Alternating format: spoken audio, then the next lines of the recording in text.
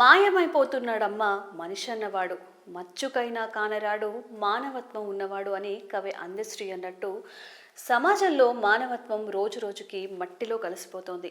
రక్త సంబంధం, వావి వరసలు, అక్క, వదిన, చెల్లి ఇలా ఎవరైనా కాదు, ఆడదైతే చాలు కోరిక తీర్చాలనే విధంగా మానవ మృగాలు విరుచుకుపడుతున్నాయి. ఆంధ్రప్రదేశ్ రాష్ట్రంలో సభ్య సమాజం తలదించుకునేలా ప్రవర్తించాడు ఓ కామపిశాచి. వావి వరసలు మర్చిన ఆ మృగాడు తన కోరిక తీర్చలేదని వదననే చంపి మృతదేహాన్ని కూడా అత్యాచారం చేసిన దారుణ ఘటన శ్రీ పొట్టి శ్రీరాములు నెల్లూరు జిల్లా కావలిలో మంగళవారం అర్ధరాత్రి చోటు చేసుకుంది. పోలీసులు తెలిపిన వివరాల ప్రకారం కావలి పట్టణంలో శ్రీకాంత్ బిశ్వాస్ అనే వ్యక్తి మొలల వ్యాధికి చికిత్స చేస్తూ జీవిస్తున్నారు. పశ్చిమ బెంగాల్ రాష్ట్రానికి చెందిన శ్రీకాంత్ బిశ్వాస్ తన కుటుంబంతో వచ్చి కావలిలో స్థిరపడ్డారు. శ్రీకాంత్ బిశ్వాస్ తల్లిదండ్రులతో పాటు భార్య అర్పితా బిశ్వాస్, 2 పిల్లలు, తమ్ముడు వరసయ్యే నయా బిశ్వాస్ ఒకే ఇంట్లో ఉంటున్నారు.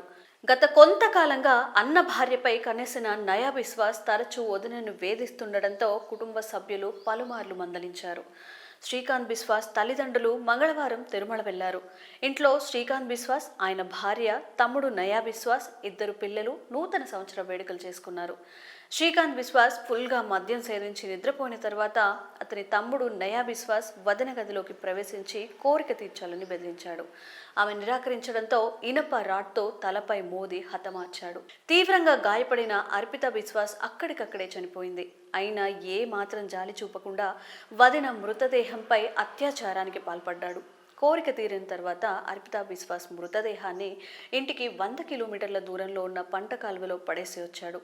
ఉదయం నిద్రలేచిన శ్రీకాంత్ ఇంట్లో భార్య కనిపించకపోవడం, రక్తపు మరకలు ఉండడంతో స్థానికులతో కలిసి సమీప ప్రాంతంలో వెతకగా పంట కాలువలో భార్య మృతదేహం కనిపించింది. పోలీసులకు సమాచారం ఇవ్వడంతో కావలి పోలీసులు ఘటనా స్థలానికి వచ్చారు.